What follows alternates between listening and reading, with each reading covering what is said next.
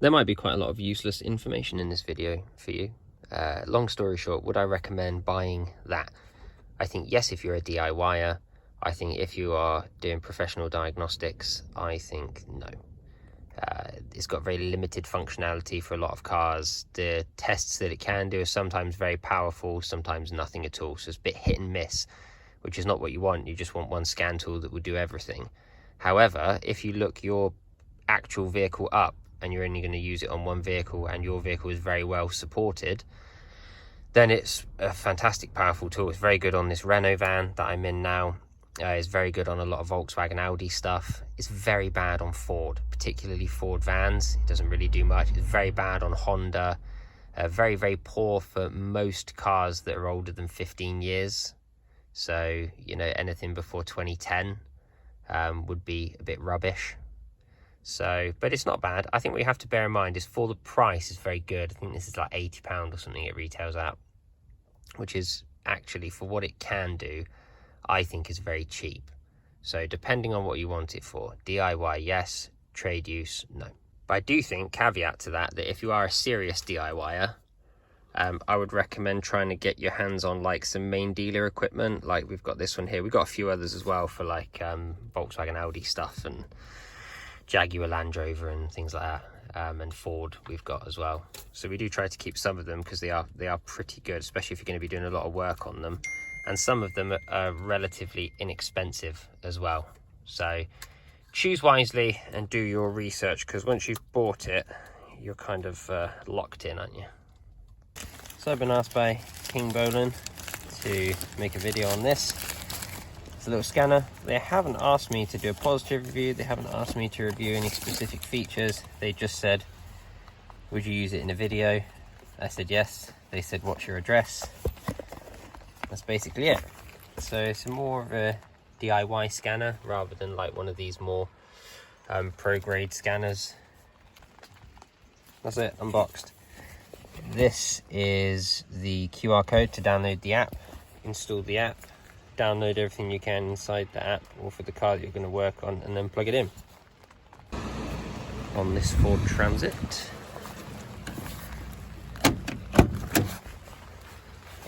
Do some diagnostics. So get that plugged in. So you just open up the app, Ediag, scan the VIN.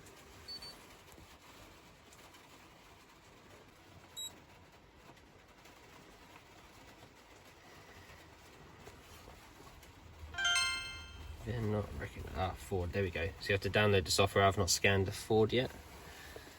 So just have to get that downloaded. It's pretty quick. No, it doesn't have a navigation system. Okay, so this is the only options. Let's just go health report, and this should just scan everything. That's what we're after, the powertrain control module. Oh wow, so it doesn't have much functionality. It only scans 4 modules. That is a bit limited. It is with air conditioning, with EGR. There's the manual. It does have power steering. I just want the codes. That's pretty nice that it does the key on, engine off, self-demand tests. Water and fuel circuit, air temperature circuit, mass airflow, yeah. Okay. These codes make sense. The problem with this car, which I've already diagnosed, is the wiring loom around the back of the plug that goes into the mass airflow sensor is damaged. All of the wires sleeving is chafed and the copper is really badly corroded. So it's going to need a new plug spliced into it to fix it. The mass airflow sensor isn't actually the problem. But it's cool that you can get all of these exact codes, and it's also nice that it gives you the these few little numbers afterwards. So the P code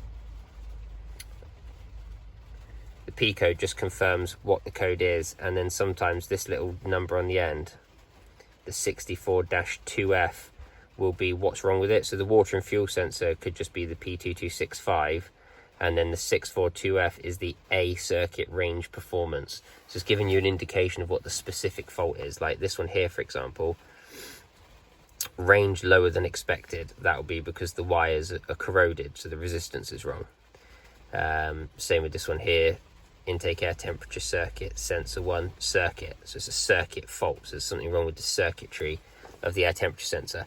Doesn't mean that it can't be an internal fault of the sensor, it can be, but that's cool. Just do these for fun.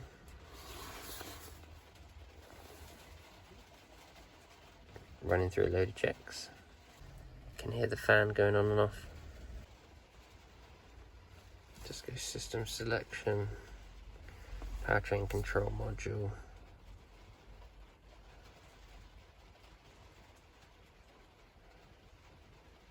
Okay, let's go actuation test. This is probably the best feature of this scan tool. Reading fault codes tells you only a very small part of the story. Okay, that's a bit of a shame.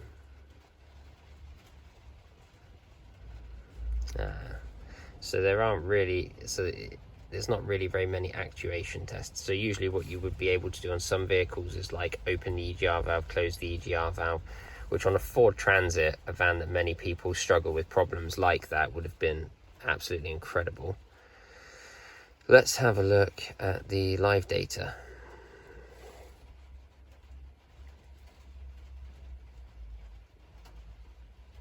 Manifold absolute pressure, that's a good one.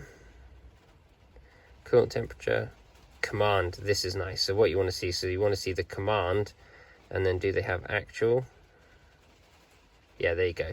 So command and position is a really, really powerful test that you can do. So you can look at what the car is telling the EGR to do, the commanded EGR position, and then you can look at the actual position below it where the stepping motor, so there's a stepper motor inside the EGR valve that opens and closes the valve. That's brilliant. So you'll be able to see if there's a discrepancy, and if there's a big discrepancy, then there's a good chance your EGR valve is blocked or sticking or something like that. So that's cool. Fuel rail pressure is good. Pulse width, that's a nice bit of data. Mass airflow demanded, mass airflow in grams. So let's have a look at these, considering that we are diagnosing a mass airflow problem.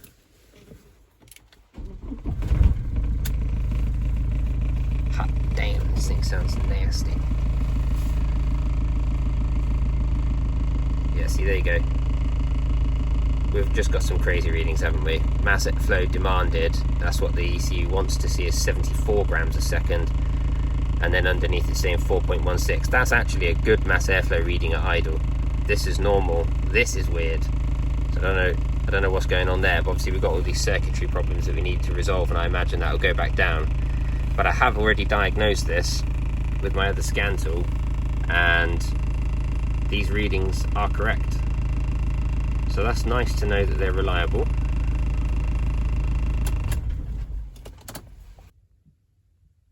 Just fix that wiring on the mass airflow sensor, and now we will see, there we go.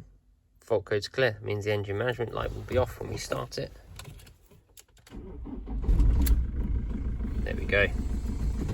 Winning. So that's fixed. Not bad.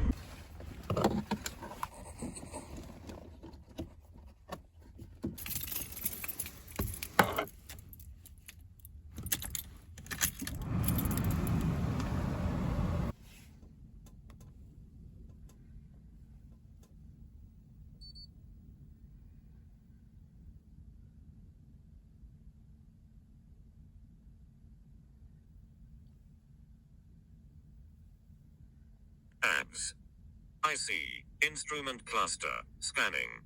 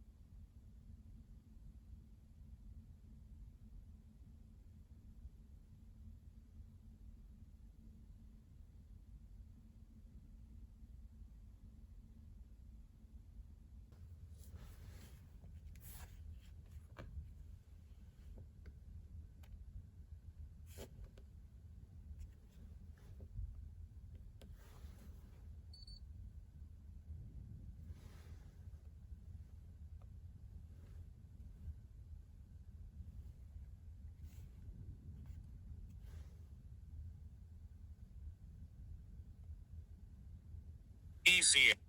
ABS, anti-lock brake. SRS, supplemental inflatable restraint system, equipped. TCM transmission control module, not equipped. TPMS, tire pressure monitoring system, not equipped.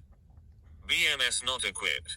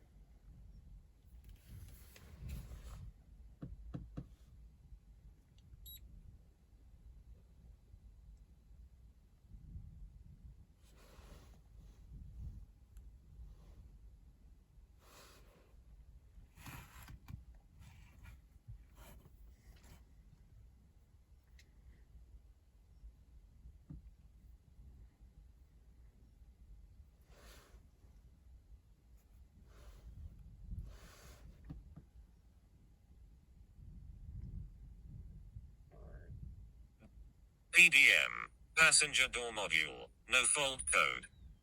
BEAM, accessory. ICM, infotainment control module fault 2. Multimedia module, not equipped.